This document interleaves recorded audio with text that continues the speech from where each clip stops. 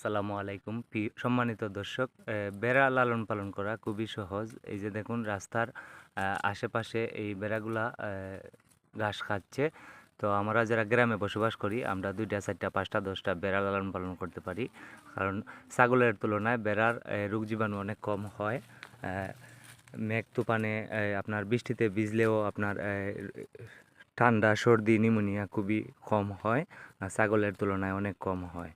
তো যারা গ্রামে বসবাস করেন বা আমরা যারা গ্রামে বসবাস করি আমরা চেষ্টা করব ছাগলের পাশাপাশি কিছু বেড়া লালন পালন করতে।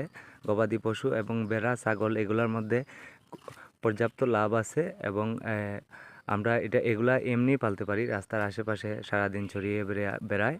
তো চেষ্টা করব এগুলা পালার জন্য। আর যারা আমার এই ভিডিওটি দেখবেন দয়া করে লাইক কমেন্ট শেয়ার করবেন যদি ভালো লাগে। এই ধরনের ভিডিও পেতে আমাকে ফলো করে রাখবেন। ইনশাল্লাহ সবাই ভালো থাকেন। আসসালামু আলাইকুম।